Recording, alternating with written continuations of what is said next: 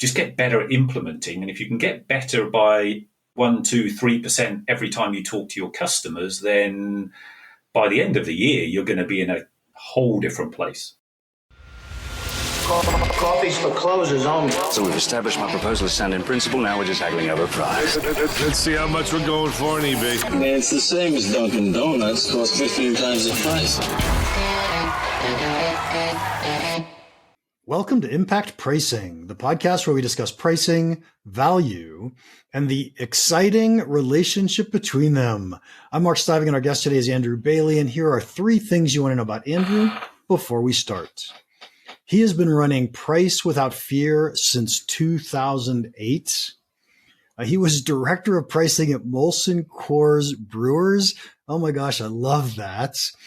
He wrote the book, The 7 Biggest Mistakes People Unwittingly Make When Negotiating and How to Avoid Them. Oh, and he recently started dog agility training, and he emphasized it was his dog doing the agility. Welcome, Andrew. Hi, Mark. Good to be here. Hey, it's great to have you again. How did you get into pricing? To be honest with you, I sort of stumbled across it. Running a sales team, continually being asked to deliver more profit, more customers, more value. Every year it got more and more difficult. And I looked at the different ways to be able to achieve those targets. And like lots of people, had a bit of a light bulb moment where you realize just how powerful pricing can be.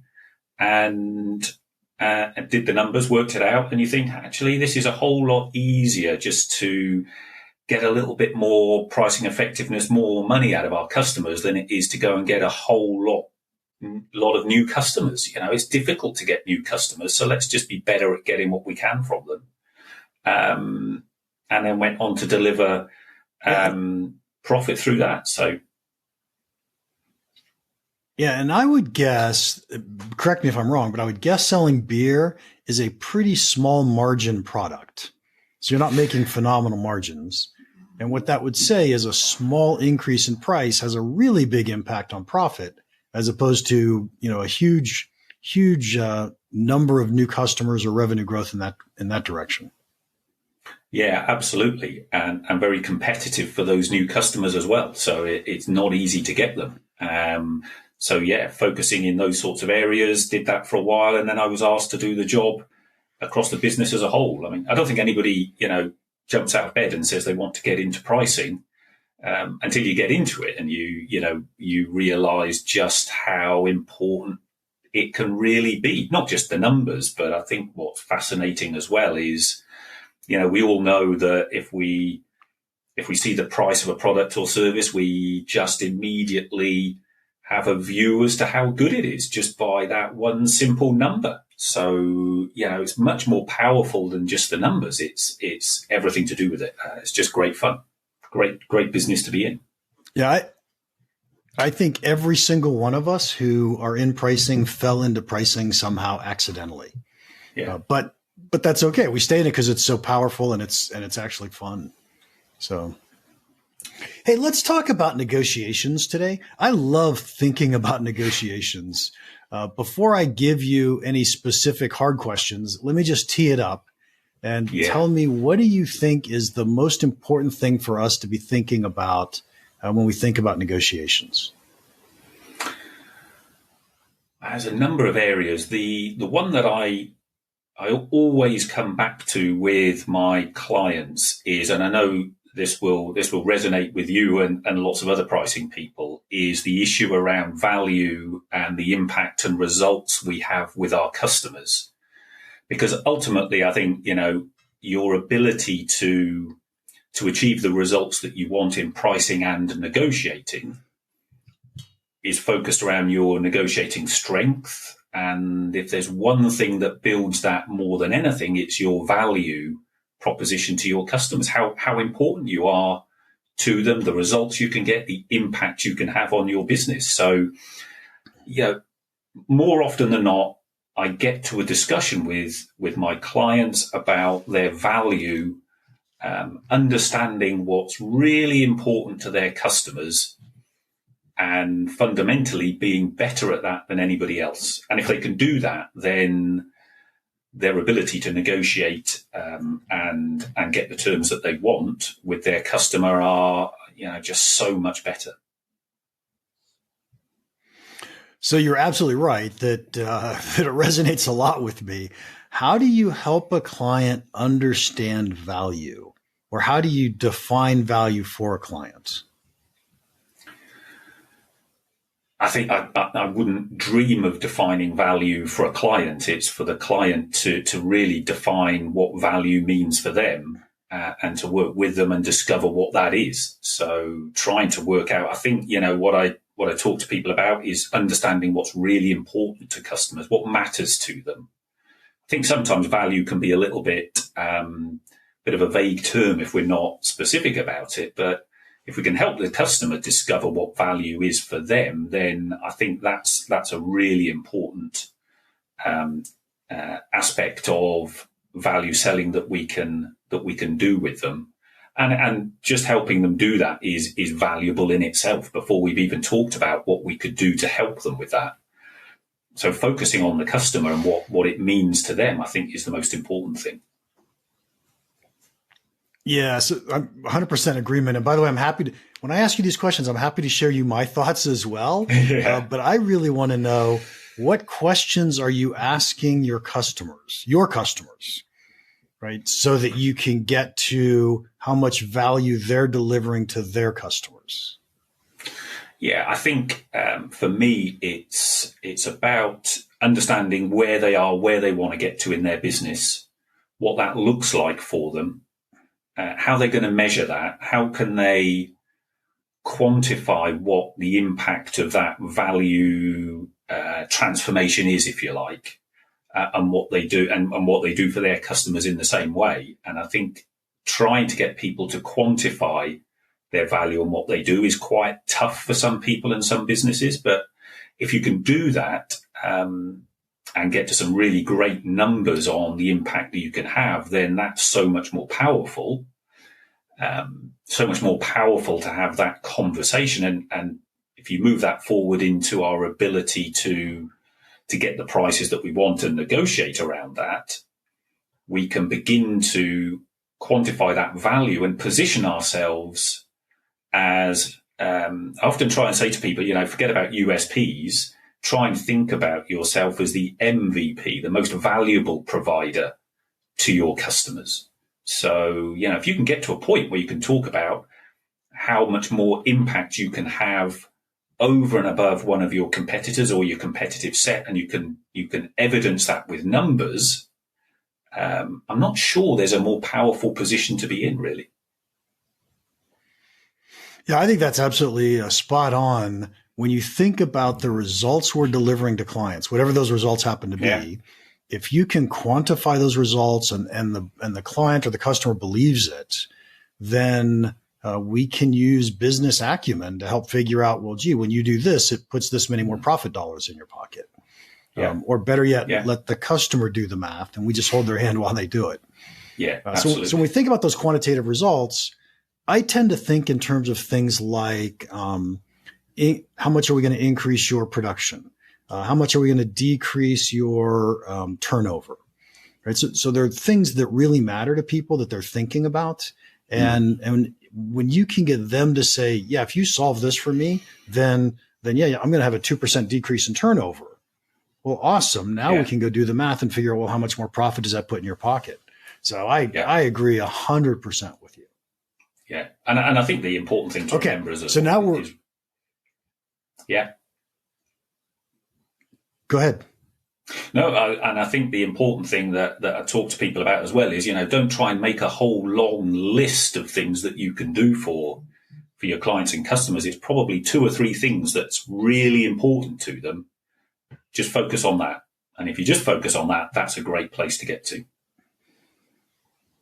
Yep, exactly right. Exactly right. So awesome. Now that we are in radical agreement on value, let's get back to negotiations. Yeah. Good. So here's a hard one that I deal with, that I think about a lot, and that is the difference between the committee or the person who cares about value and the person who's doing the negotiations. So oftentimes there's a procurement person doing negotiations, and yet we'd sold our product to a committee and they love our value and they chose our product because we had such phenomenal value. So how do you handle procurement people versus the committee? We've got to recognize that in some negotiations, it's going to be different people. It could be the end user, the operations people. It could be that buying committee, and work through. If we're dealing with both sets, then we've got to have some robust strategies, if you like, to understand what's important to each set of those buyers and be able to work our quantified proposition to what those value drivers are for each of them, because they may be different. And we've got to recognize that. And part of that value discovery process that we go through, we've got to look at, different dimensions. We've got to look at what's important for each buying group, what's important for the business, both on a rational, if you like, numbers-driven basis, but also from an emotional basis as well, because we know people buy on emotional reasons as well as the rational logic, what makes sense. So we've got to take our time to try and understand what that means for those different players,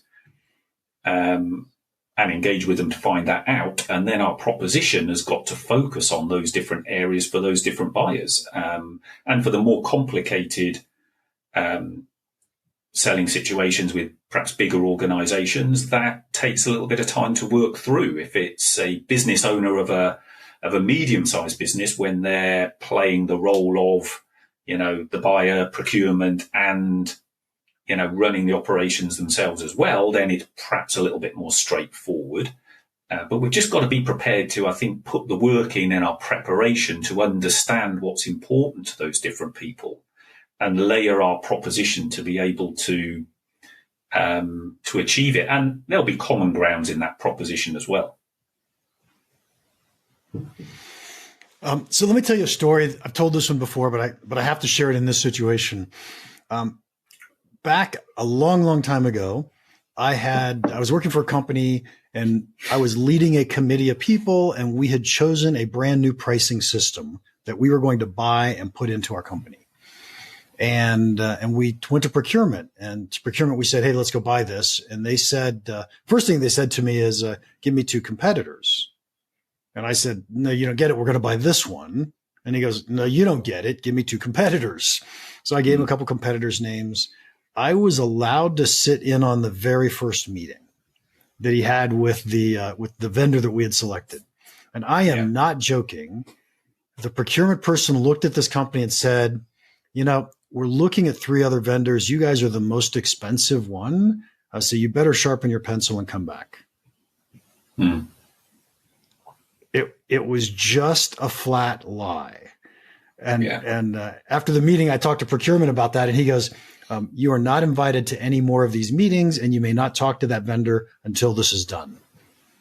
And so it was just incredible to me when I think about the difference between the way procurement thinks and the way the committee thinks, right? Because I was the committee. I was running that committee. Yeah. So any brilliant thoughts? Yeah, it's well, I think the first one, and when I get people together and do pricing work with clients and programs, one of the things you have to get into people's minds is you just don't believe everything you hear. And having a well formulated set of questions to go back with is really important. Just because somebody makes a statement in procurement does not mean that that's true. It doesn't mean that they're not trying to use tactics to get around it. It doesn't mean, it's really easy to say, you're really good, but you're going to have to sharpen your pencil. And if you do that, we can carry on talking. People have got to be a little bit braver, get over their fear and ask some questions and be prepared to talk about that value and why they're important and which is why that combination of value, pricing, negotiating is really important. They've got to be able to feel comfortable to justify why the price is the way that it is and the value that it delivers. And if they've got that proposition, which is why it's so important, and they know they are more valuable to that customer than the alternatives and some competitors, then they can be really confident about it. And, I've seen procurement teams, procurement buyers, get a little bit flummoxed by all of that because they're not expecting it.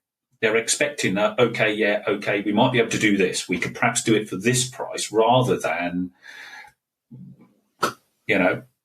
what's the reason I should lower the price on the most valuable product in the market? Yeah, fabulous answer. And I often think in terms of gives and gets.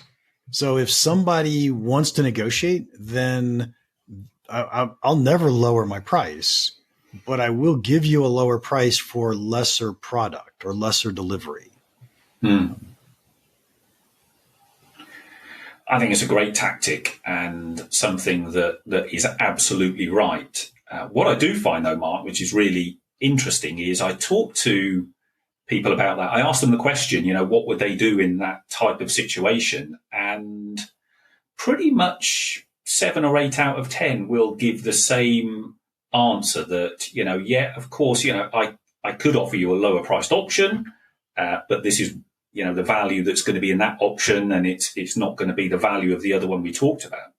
But when we get into practicing those sorts of situations with those people in those teams, or we observe them in real life negotiations, they tend to lose a little bit of that bravery, and it sort of escapes them, and they find it much less easy to sit in front of a trained buyer, and have that conversation. So one of the things that I think is really important is that people practice these sorts of situations. They practice, those words and saying them. Often say to people, that's why bathroom mirrors were invented, so that we can practice our price conversations. Just to get them really, really where they need to be, because, it's easy to do it in a classroom, but actually in front of somebody is difficult. And unless you practice that, it can be a real blocker for people. Yeah, so I'm going to think about my personal business now, right? The business I run today. And I think I've been doing this for 4 years, and 2 people in my history have tried to negotiate with me, which is pretty fascinating. Yeah. And it may be my attitude that they just don't try, but both people who tried, the answer in both cases was, we'll change the deal to get you a better price, right? It's never, I'm going to give you a better price. But I think the reason that works for me is because I'm okay losing the business. Yeah. And most salespeople are not okay losing the deal.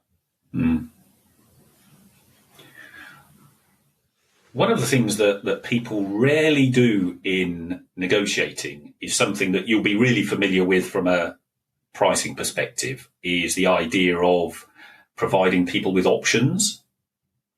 That very thought of, we can reduce the price, we can give you a different option of whatever the product service configuration might be. So we're all used to gold, silver, bronze type options, good, better, best type models from a pricing perspective. But rarely do people use that type of principle in a negotiation. We talk about, here's our proposal, or we respond to a proposal. We rarely present in a negotiation, say, these are the things that we could do. We could either offer you this type of deal, or if that's more important, we could offer you this, or we could cut that in a slightly different way. We tend to still, at the negotiation stage, take an arbitrary, here's our proposal. And I think negotiators could learn a little bit more from pricing and value selling in the sense of, it's okay to offer options in a negotiation. There's no reason why you can't do that, because it's a great way, again, of opening up those opportunities and retesting out, if you like, what's really important to our customers, because they will go for the options that are more valuable to them. So why not do that as part of a negotiation as well? Yeah. Yeah. And I don't know why in my mind, this concept of gives and gets is just ingrained in my head. And it seems to me that it should be ingrained in everybody who's negotiating's head. Why would I ever give you a discount if I didn't get something in exchange for that discount? Because if I just lowered my price, it says, oh, I was cheating you before. I was just trying to get a higher price than I should have gotten. And so I don't know why. Why do you think salespeople don't always get something when they give a discount? One of the reasons is they perhaps not had any training, which you would imagine is hard to believe these days, because a standard, pick up any negotiating book, go on any negotiating course. A core principle is always you don't give anything up without getting something back in return. Or if you lower the price, you take something away from the value. It's that give-get approach, absolutely core and fundamental to all types of negotiating, particularly price negotiations. I think from my experience, I see a lot of people, they're just fearful of the negotiation, fearful of what they might lose out, fearful of losing the deal, the personal implications of not winning the deal from both sides, both from a seller and a buyer perspective, that the buyer will have to ask for a discount or a lower price because they're probably going to be asked from their boss, did you get a lower price?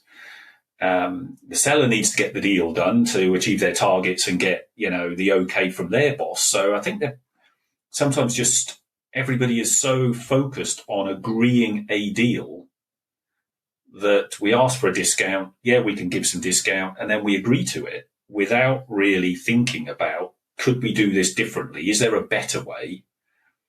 Is there more value here than simply that price and that quantity, if you like, So I think it's people are just a little bit fearful, wrapped up in not wanting to be challenged, have some objections and disagree, that when they can see, yeah, I can get the deal away and I can buy this and that's all good and it ticks lots of boxes, both numbers wise and for me personally in the business, that it's easier to get through that by agreeing rather than exploring other ways. So I wonder if salespeople signal that they're open to negotiating or lowering prices during the sales process or during the communications, right? So if you were to ask me my fee and I would say, my fee is $15,000, I mean, that's just what it is. But if I would say my fee is $15,000, but, for some people I can do something else. It's like I just said, come negotiate with me. You don't have to pay the full fee. Yeah. I think, some salespeople will do that. They will have that demeanor, whether that's conscious or subconscious, in the words they use or just how they behave, that says, if you ask me for a discount, I'll probably do something for you or something off the price. The flip side is, other people give off other signals and you and me, we're probably at a bit of an advantage, because if people look at our profiles and what they do, they'll probably say, right, I'm going to go and talk to Mark about pricing. Chances are if I ask for a discount, he won't give me one because he knows what he's doing and he's really good at it. So, tell you what, I won't bother asking. Because it's easier. I've sat in front of somebody before and they've asked me what I've done. And I said, well, I help businesses with pricing and negotiating, not for any other reason than, just building the relationship. And they've sort of gone a little bit stony faced, a bit crestfallen, and thought, oh, right, okay, it's going to be a little bit difficult then. Not that it was, but, so it's those messages that you give off absolutely do either encourage people to ask or discourage people. One of the things that I help people with is, and again, goes back to why an understanding of pricing value is really important to price negotiations, is what we can do in the conversation we have with people is to think about how we're going to frame the conversation, if you like, perhaps use some anchors or priming to get the customer in the right frame of mind, that when we do get to talk about what we can offer them, our proposition and the price that goes with that, they're in a much more accepting place than they would be if we get to that part of the sales process and just deliver our price without some pre-warning, if you like, about what it's going to be. And the classic, I don't particularly recommend people do this, but the classic way of doing that is at the start of conversation saying, look, I just want to let you know we're not the cheapest out there. It's just a great way of priming the customer to say, you know, if you want cheap, go somewhere else. I'm going to be a bit more expensive. And if they carry on talking, it gives you permission then later in the conversation to deliver a higher price. So we can do a lot to get our customer in the right frame of mind before we hit them with our price. Yeah, I actually love saying something like we're not the cheapest, or, you know, this is relatively expensive when I teach clients this. But I usually use that as a lead into the next question, which is, so let's figure out if this is really worth it to you. And now we're going into a value conversation, right? Let's figure out what the value is to you. And I love that line. Yeah. So, no, okay. So give us, you wrote us a book on 7 mistakes that people make. What's the biggest one?